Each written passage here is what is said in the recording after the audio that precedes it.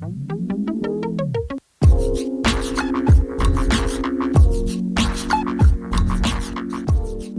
Hey guys, welcome to banking 101 tips. मेरा नाम है विक्रमादित्य और आज की इस वीडियो में मैं आपको बताने वाला हूँ ये जो सवाल जो हमारे सब्सक्राइबर ने पूछा है इसका जवाब। तो ये काफ़ी सारे लोगों का सवाल है क्योंकि उनको जब भी वो एटीएम पे जा रहे हैं केवाईसी करने के लिए तो उनको एक मैसेज लिख के आ रहा है इनऑपरेटिव अकाउंट। तो इन्होंने ये सवाल पूछा है, क्या इनऑपरेटिव अकाउंट का केवाईसी एटीएम मशीन पे हो सकता है क्या? तो क्या हो सकता है, आपको पता है?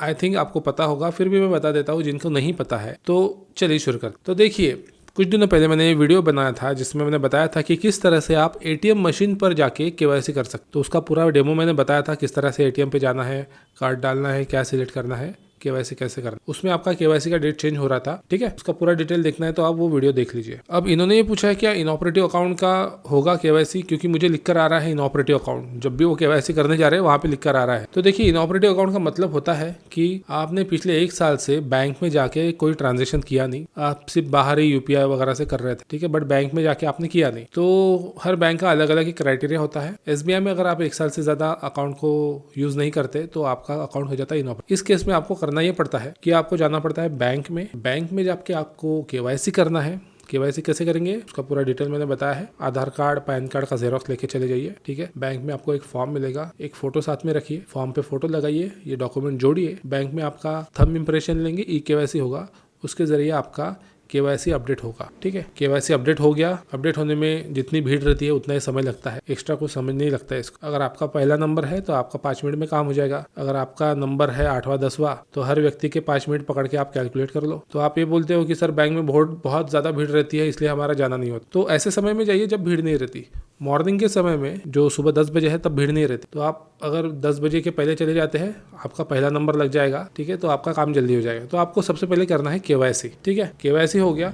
अब केवाईसी करते बराबर तो आपका अकाउंट शुरू नहीं होता, क्योंकि ये इनऑपरेटिव पड़ा है। इनऑपरेटिव का मतलब यह है कि इसमें कोई भी ट्रांजेक्शन हुआ नहीं है। तो इसको ट्रांजेक्शन करने के लिए सबसे पहले आपको केवाईसी कर लेना है। केवाईसी करने के बाद आपको स्लिप भर के, ठीक है, एटीएम कार्ड से नहीं होगा, स्लिप भर के, वहीं पे स्लिप रहती है विड्रॉल स्लिप, डिपॉजिट स्लिप नहीं। पैसे भरने नहीं है, हमें पैसे निकालने हैं, ठीक है। मिनिमम 100 रुपए तो भी आपको निकालना है, तभी आपका अकाउंट जो है वो इनऑपरेटिव से ऑपरेटिव होगा। अब कई सारे लोग ये पूछेंगे कि सर मेरे अकाउंट में तो 0 बैलेंस है, तो मैं 100 रुपए कैसे निकालूं? तो मैं बोलूंगा कि भैया बहुत बढ़िया है कि नहीं, आपने इतना पैसा रखा बैंक में, 0, शुक्र है आप। तो आपको इस केस में करना यह है कि दोनों स्लिपें भरनी है, डिपॉजिट की स्लिप भी और विड्रॉल की स्लिप भी, ठीक है।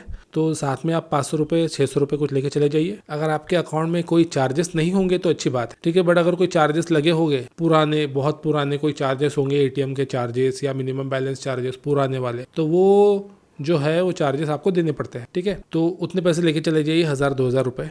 आप अपने अकाउंट में पहले डिपॉजिट स्लिप से पैसे भर दीजिए। अब वैसे ही मैडम को बता दीजिए या सर जो भी होंगे वहाँ पे उनको बताइए कि मैडम अकाउंट जो था इनऑपरेटिव हो गया था तो मुझे विड्रॉल भी करना है। तो वो आपको समझ जाएंगे, वो आप रजिस्टर में एक एंट्री करेंगे आपकी इनऑपरेटिव अकाउंट की और आपको 100 रुपये निकाल के देंगे। तो जैसे ही वो 100 रुपये निकाल के दे देंगे, 100-200 जो भी आपको मिनिमम बैलेंस थोड़ा सा निकालना है, जैसे ही आप पैसे विड्रॉल कर लेते हो, पैसे विड्रॉल करते बराबर आपका जो अकाउंट का स्टेटस है वो इनऑपरेटिव से एक्टिव हो जाता है, ऑपरेटिव हो जाता है, ठीक है। अब आप अपने अकाउंट में बैंक की किसी भी सर्विस लेने के लिए पात्र हो जाते हो, ठीक है। मतलब आप कोई भी सर्विस ले सकते हो, आप एटीएम मशीन पे जाके भी पैसे निकाल सकते हो।